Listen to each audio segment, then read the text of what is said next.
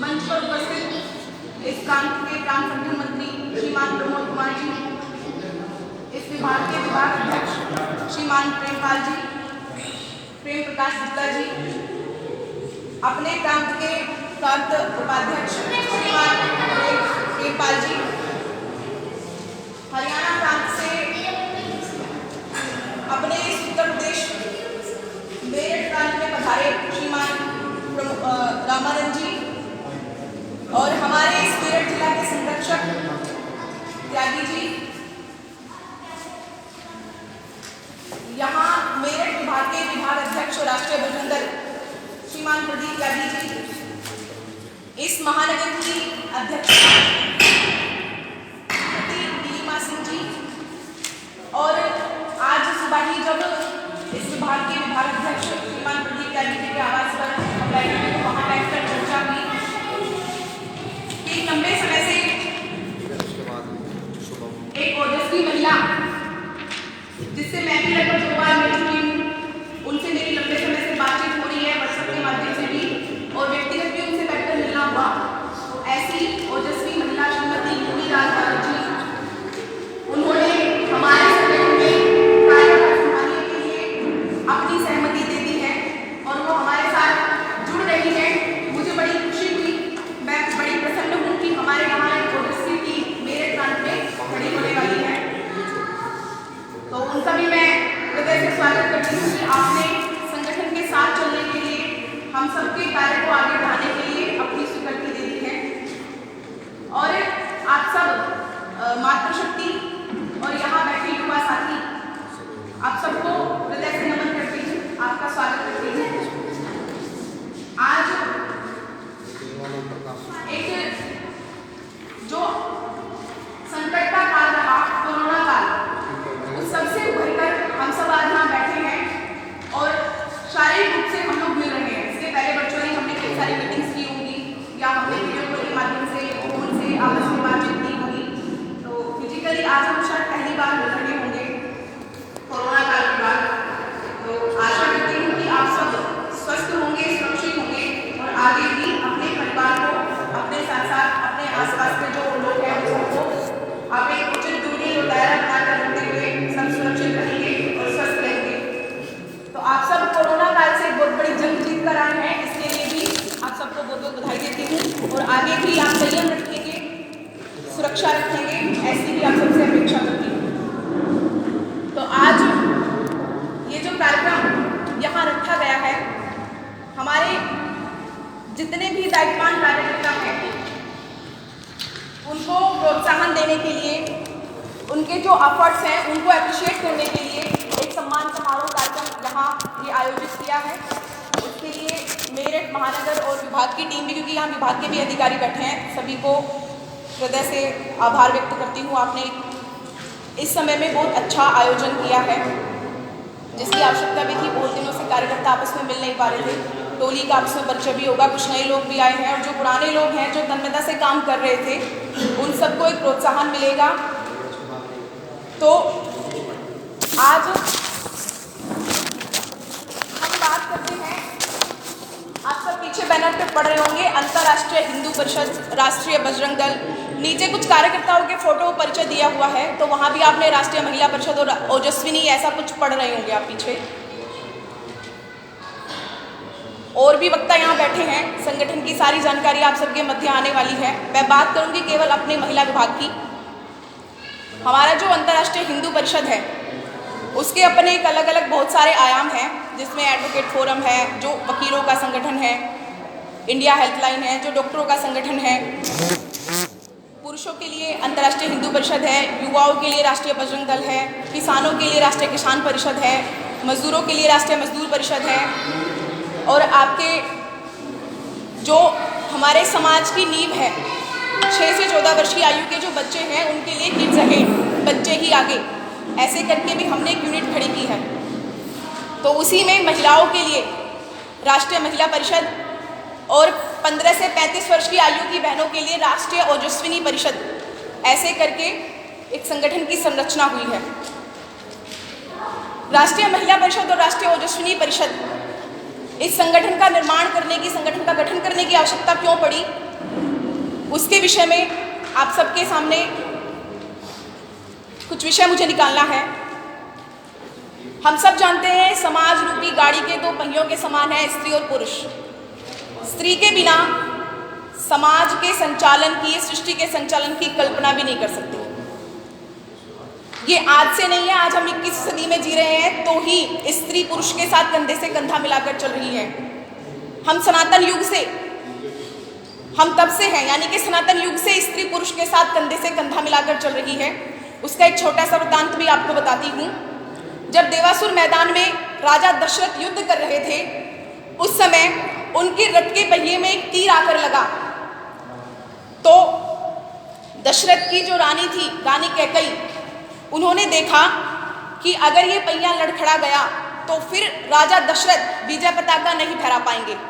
तो रानी कैकई ने क्या किया, उस रथ की धुरी में अपनी उंगली सहारा देकर और राजा दशरथ को विजय पताका फहराने में सहयोग दिया। माने हम उस समय भी, हमारी जो भारतीय नारी है वो युद्ध के मैदान तक पुरुषों के साथ रही। तो यदि हम बात करें कि आज वो मॉडर्न युग में हम लोग जी रहे हैं या 21 सदी में जी रहे हैं, तो तब जाके स्त्री पुरुष के साथ कंधे से कंधा मिलाकर चले, या हम आज नारी सशक्तिकरण की बात करते हैं, तो ये बहुत छोटी सी अवधारणा होगी। क्योंकि हमारे समाज में जो भारतीय नारी है, भारतीय नारी पुरातन काल से, एक पुराने समय से, वैदिक काल से भी पुरुषों के साथ कंधे से कंधा मिलाकर चलती आई है। जब जब पुरुष लड़खड़ाया है, या जब जब देवताओं को भी आवश्यकता पड़ी, जब असुरों का संहार करना था और देवताओं को आवश्यकता पड़ी कि हमें आदि शक्ति का आह्वान करना है, तो तब तब आदि शक्ति का आह्वान करके भी देवताओं ने भी नारी शक्ति, ये उदाहरण प्रस्तुत किया कि हमें नारी शक्ति को अपने साथ लेके चलना है।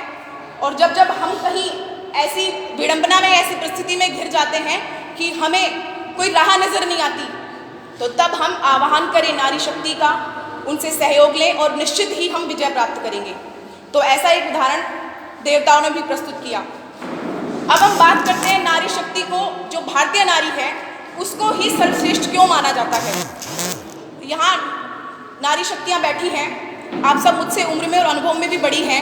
आप सब ने देखा होगा जब कोई छोटा बच्चा गिर जाता है, उसको चोट लगती है, वो दुख से, दर्द से बिलबिलाता है, रोता है, तो माँ जब उसको अपने आंचल में समेट लेती है, अपने सीने से लगा लेती है, तो वो बच्चा सारा दर्द दुख सब भूल जाता है। तो अब सोचिए ये गुणवत्ता केवल और केवल भारतीय नारी में ही है। क्या किसी विदेशी महिला में आपने ये गुणवत्ता देखी है? तो इसलिए भारतीय नारी सर्वश्रेष्ठ है, इसलिए भारतीय नारी पूजनीय है। इसलिए कहा जाता है कि यत्र नारीस्तु पूजन्ते रमन्ते तत्र देवता। तो अंतर्राष्ट्रीय हिंदू परिषद ने भी इसी कल्पना को साकार करते हुए अंतर्राष्ट्रीय हिंदू परिषद में राष्ट्रीय महिला परिषद और ओजस्विनी के नाम से एक विंग, यानी कि आयाम खड़ा किया। और उसी यहाँ जब परिचय हो रहा था, आप सबके ध्यान में आया होगा कि ओजस्विनी परिषद की क्षेत्रीय अध्यक्षा के नाते मेरे जिम्मे दायित्व है। आप नीलिमा सिंह जी यहाँ बैठी हैं, आप यहाँ की महानगर की अध्यक्षा हैं राष्ट्रीय महिला परिषद की। तो आप सबके ध्यान में लाना चाहती हूँ कि इस समाज को दशा और दिशा देने का काम पूर्व काल से और अनंत काल तक महिला करती आई है और करेगी। तो इसलिए आप सबसे अपेक्षा है, आप सबसे निवेदन है कि आप अपने घर में अपनी पत्नी को, अपनी बेटी को, अपनी बहन को सुदृढ़ता दीजिए, उनको आत्मबल दीजिए, उनको सक्षम बनाइए, उनको सुरक्षित बनाइए। और इसके लिए आप सबसे आग्रह है कि आप ओजस्विनी के साथ जुड़िए, आप राष्ट्रीय महिला परिषद के साथ जुड़िए। हम सब जानते हैं हमारे घर की बहन बेटियां पढ़ लिख गई हैं, सक्षम हो गई हैं, आज वो घर से बाहर भी अकेले जा सकती हैं, निकल सकती हैं। लेकिन आप खुद सोचिए, अगर मेरे घर की बेटी कोचिंग क्लास के लिए, कॉलेज के लिए या अन्य किसी काम के लिए घर से बाहर निकली है और वो शाम को 7 बजे तक घर लौटकर वापस नहीं आती है, तो आपको चिंता होती है कि नहीं होती? तो इसीलिए राष्ट्रीय महिला परिषद ओजस्विनी का गठन किया गया है। राष्ट्रीय महिला परिषद महिला सुरक्षा, महिला स्वास्थ्य और महिला स्वरोजगार, इन 3 विषयों पर कार्य करती है। और इसी में जो ओजस्विनी परिषद है, ओजस्विनी परिषद युवती व्यक्तित्व विकास, युवती सुरक्षा ऐसे 2 बिंदुओं को लेकर काम करती है। हम एक 7 दिन का शिविर लगाते हैं जिसमें बहनों को आत्मरक्षा के कुछ विषय हम सिखाते हैं और उनको उनका शारीरिक और बौद्धिक विकास हम किस प्रकार करें, ऐसा सारा चिंतन ओजस्विनी उस शिविर के माध्यम से करती है।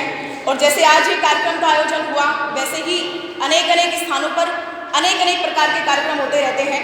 तो उन कार्यक्रमों के माध्यम से भी हम अपनी बहनों को, जो नारी शक्ति के लिए एक तरह से जो नींव है, जो नारी समाज की नींव है, उन युवतियों को हम कैसे बौद्धिक रूप से सक्षम बनाएं, कैसे शारीरिक रूप से सक्षम बनाएं, सारा काम ओजस्विनी परिषद और राष्ट्रीय महिला परिषद देखता है। एक विषय और भी ध्यान में आता है, जब हम बात करते हैं कि हम 21वीं सदी में जी रहे हैं, मॉडर्न युग है, मैं भी उस मॉडर्न युग में जीती हूँ। आगे आने वाला जमाना और भी मॉडर्न आएगा और भी खराब होगा। तो कहना सिर्फ इतना है कि हम अपने बच्चों को आधुनिकता सिखाएं या ना सिखाएं, लेकिन उनको संस्कार पक्ष सिखाना नितांत आवश्यक है। आज की हवा और पानी में इतनी आधुनिकता है, आप कितना भी अपने बच्चों को बचा लो, वो आधुनिक हो ही जाएंगे। आपको उनको संस्कार पक्ष सिखाने की आवश्यकता है, आपको उनको मिलनसार भाव सिखाने की आवश्यकता है, आपको उनको राष्ट्र धर्म सिखाने की आवश्यकता है, आपको उनको सनातन धर्म से जोड़ने की आवश्यकता है।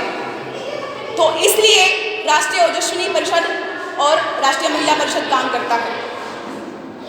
बच्चे शांत होकर बैठिए। एक विषय मुझे ध्यान में आता है, एक बार एक लड़की को लड़के वाले देखने आए, तो 4-5 लोग बैठे थे सामने, एक लड़की भी बैठी थी, सामान्य जैसे बैठती है, ऐसे हिच के शर्मा के वैसे ही। तो प्रश्नोत्तर चल रहे थे, क्या नाम है, नाम बता दिया, कितना पढ़ी हो, इतना पढ़ी हूँ, क्या क्या कर लेती हो, ये सब कर लेती हूँ, खाना बना लेती हो, जी बना लेती हूँ, ठीक है, ये सब हो गया। अच्छा, हमें लड़की पसंद है। अब लड़की कहती है कि आपने इतने सारे सवाल पूछे, आपने इतने सारे सवाल पूछे, एक सवाल मैं भी पूछूंगी। तो लड़के वाले सामने से, अरे तुम कैसे सवाल पूछ सकती हो, तुम तो लड़की हो, तुम कैसे प्रश्न करोगी, तुम तो लड़की हो। लड़की ने बोला, आप मुझे देखने आए हैं, किस लिए? लड़के वालों ने बोला, शादी करनी है इसलिए। शादी मेरी भी होगी, जीवन मेरा भी होगा, शादी के बाद जो भी जीवन का कार्यभार होगा मुझे भी संभालना होगा। तो आपने मुझसे 10 प्रश्न किए हैं, केवल एक प्रश्न मैं आपसे पूछना चाहती हूँ, आपके बेटे से पूछना है। तो सबने आपस में विचार करके सहमति दी कि चलो पूछ सकते हैं। तो लड़की ने पूछा, मैं पढ़ी लिखी हूँ, मैं घर का सारा काम जानती हूँ, मैं खाना बना लेती हूँ, मैं बुजुर्गों की सेवा करना जानती हूँ, मैं बाहर समाज में निकल के अपनी बात रखना जानती हूँ, मैं नाचना और गाना जानती हूँ। आपके बेटे से पूछिए क्या ढोलक बजाना जानता है? लड़के ने बोला, मैं क्यों ढोलक बजाऊंगा भाई, मैंने ITI किया है, मैंने BTech किया है, मैंने MBA किया है, मैं ढोलक क्यों बजाऊंगा? तो लड़की ने जवाब दिया, जब मैं नाचूंगी तो ढोलक का तुम्हारा फूफा बजाएगा, जब मैं नाचूंगी तो ढोलक का तुम्हारा फूफा बजाएगा।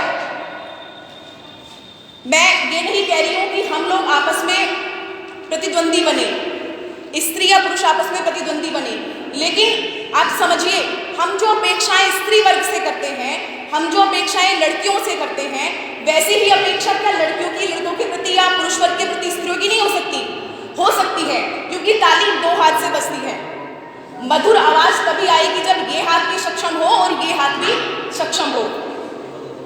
तो इसलिए हमें अपने घर की बहन और बेटियों को सक्षम बनाना है, मजबूत बनाना है, उनको वैचारिक रूप से, उनको शारीरिक रूप से, हर प्रकार से हमें सक्षम बनाना है। आपके घर में भी बेटियां होंगी, आपके घर में भी बहनें होंगी। तो आप ये मत समझिए कि अगर मेरी बेटी रात को घर के बाहर जाएगी, मैं उसके साथ जाऊंगा तब ही वह सुरक्षित है। उसको ऐसा माहौल दीजिए, उसको ऐसा बनाइए, उसको विचारों से, शरीर से उसको इतना मजबूत कर दीजिए, इतना सुदृढ़ कर दीजिए कि आप यदि उसके साथ नहीं हैं और वो ऐसी परिस्थिति में कहीं गिरती है तो वो अपनी रक्षा स्वयं कर सके, अपनी अस्मिता की रक्षा स्वयं कर सके। ऐसा भी एक वृत्तांत मुझे ध्यान में आता है, जब 1857 की बात है, स्वतंत्रता संग्राम की जब लड़ाई लड़ी जा रही थी तो हम सब बड़े गर्व से एक नारी शक्ति का नाम लेते हैं, झांसी की रानी लक्ष्मीबाई। जब बात आई हमारे राष्ट्र धर्म पर, जब बात आई हमारे देश पर, जब बात आई स्वाधीनता की लड़ाई पर, तो रानी लक्ष्मीबाई ने ममता को सीने से नहीं लगाया था, अपनी पीठ से बांध लिया था। आप सबको ध्यान में होगा, रानी लक्ष्मीबाई ने अपने बेटे को अपने कलेजे से नहीं लगाया था, अपने पीठ से बांध लिया था। तो वही उसी शक्ति का आत्मसात हमें अपनी बहनों को, अपनी बेटियों को करवाना है। तब ये देश, तब ये भारतवर्ष विश्व गुरु बनेगा, तब ये देश उन्नति करेगा, तब ये देश विकास करेगा। इन्हीं शब्दों के साथ आप सबको जय श्री राम, धन्यवाद।